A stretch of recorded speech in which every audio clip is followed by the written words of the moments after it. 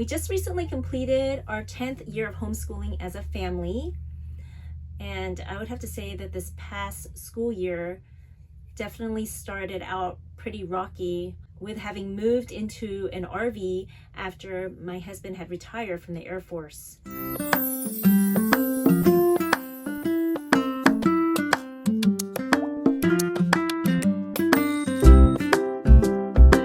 Welcome back. I'm Yuri, and on my channel I like to talk about books, read books, and share about homeschooling.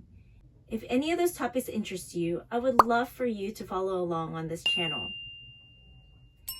This video is a collaboration about our year-end reflections hosted by Shawna from Homegrown Homeschool and Davene from Calm in the Chaos Homeschool. Y'all, I have learned so much from these ladies, and their channels have a plethora of amazing information about all kinds of homeschool material and their journeys. And I would totally recommend for y'all to check out their channels and follow along as well. And don't forget to check out the playlist about everyone's year-end reflections. For the past about 15 years or so, with the Air Force, with any military lifestyle, you're typically moving about 2 to 3 years. So it felt like another one of those years where we're just being thrown into a new school year without being prepared or ready, and that's how it usually is. But I am relieved to say that now that my husband is retired from the Air Force, we don't have to do that anymore. We don't have to move every 2 to 3 years and pick up and start over. So I'm pretty relieved to not have to pick up and move again, at least until we choose to. Honestly, I'm not sure if I can consider this video a year-end reflection, but because we are still working on a lot of our resources that we still haven't finished for the school year as a family, and many of our kids are still working on their individual subjects. But a lot of activities like Trail Life and our homeschool co-op are on break, so it kind of does feel like we're at the end of the year and into summer. Even though we're still working on some of the resources that we haven't finished for the school year, overall it has been a pretty good year because, in my opinion, our kids had grown in character and there was good growth in several other areas for each of our kids. My favorite part of the school year was that we were able to get more plugged into our community with services like food banks and nursing homes. We also had a great year in classical conversations, which initially when we had moved and settled down into Texas, I wasn't even sure if we would ever go back into classical conversations. But I'm glad we did because it was an incredible year. So our classical conversations group met on Tuesdays, and then later in the day, towards the evening time, all of our kids were able to get into gymnastics at the same time, which was so helpful because having several kids in various activities may mean a lot of driving and time wasted. So I was so happy that we were able to get into an activity that all the kids were able to do at the same time. And after gymnastics was over, our son went straight into Trail Life, and that was a great year and bonding for my son and my husband. So our Tuesdays were pretty full all the way up until around 8:30 and on, because the kids will come back from gymnastics in Trail Life and will be wanting to eat dinner, and it's almost like a second dinner. So we would have a late night, but at least it's just one night in the week when we had a super duper late night. And this year I didn't want to add on too much because I am working part-time as a dentist. So Mondays I'm working a full day, and Saturdays I'm working as well. So like my week with the kids is kind of truncated because our Tuesdays are pretty much out because we're out all day with homeschool group and then with gymnastics and then Trail Life as well. And so that just kind of leaves me 3 days in the week to work with the kids with being home and doing school. And luckily my husband is retired and he's kind of in between jobs right now. So he's able to help out a lot. And so he has been able to take on the homeschooling and help with the kids when I'm not available.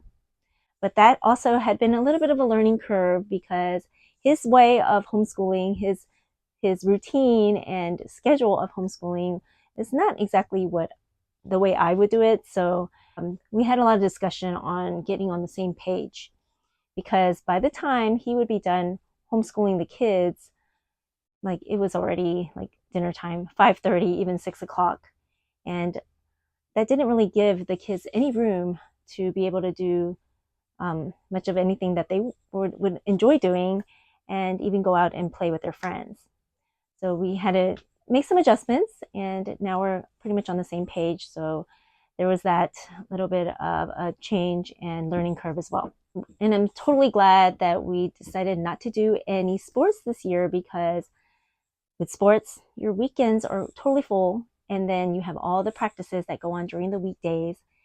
And we don't think we would have been able to manage it this year, because also trail life was already a full commitment. My son and my husband were camping once a month, every weekend. Oh, not every weekend, but once every weekend, one weekend every month. And that was already taking up a big chunk of their time. And if we had added on a sport, and I know a lot of our kids actually did want to play, they were really begging to play soccer again, but we just could not handle that. And I know we just would not be able to manage having a sport in addition to all that was going on. And with me working on Saturday, like my weekends didn't feel like it was a weekend. And one of the reasons also is because, where we live in Texas, maybe it's just all of Texas, Texas is very spread out. And wherever you go, a lot of times it could be a bit of a drive. So our church that we had chosen, and we had looked around for so many churches, and it was just really difficult to find a church that we wanted to grow in closer to home. But the church we have chosen is about 45 minutes drive one way. And by the time we're done with church and we drive back home, it's around like 3 or 4 in the afternoon. And that's already almost right into dinner. So our weekends just felt pretty full. We did have a big interruption in our school year because we had a death in the family that had us traveling to the East Coast to spend time with my husband's side of the family. And I'm glad we were able to do that. And thankfully, because we homeschool, we are able to do that. So that was a really precious time that we got to spend with my husband's side of the family. But our homeschool did take a little bit of a back burner, and especially our morning basket. And a lot of the subjects that I wanted to cover for the school year in our morning basket, like the poetry, the financial literacy, and art, pretty much took a back burner. But we did continue to do the subjects that I find to be very important, like Bible and history and science, and also I included vocabulary in there. However, instead of looping history and science, which is what I normally do, we ended up not looping those two subjects because we were getting pretty behind in them. And we're still working on completing them, and we are thankfully nearing the end. But if we had kept looping those two subjects, I feel like we would have had to go through the next school year. I don't know how far into the school year, but it would have had taken a really long time. So instead of looping those two subjects, we are covering science and history at least a little bit every day. And it's been working out great that way. But if you're interested in what's in our morning basket and to get some ideas, check out the video I'll have linked below in the description box, and hopefully they'll be helpful for you. And since we have 5 kids, it can be a juggle having to manage so many different areas or so many different levels of schooling, from your preschool all the way through middle school into high school. But thankfully, our oldest, who is now 14 years old, she is pretty much very hands-off. We are very hands-off with her. She easily will just take whatever material and independently go and do her work. Honestly, I have to say that I don't even know what she learned because we were so hands-off with her. But she is a very highly motivated student, and I trust that she is getting all that she needs. That pretty much sums up our school year in a nutshell. I know, like I said, a lot of our kids are still completing their independent subjects like grammar and spelling, and we are still chugging through and almost there with our history and science programs, but it is what it is. We have pretty much adopted a year-round homeschool anyway.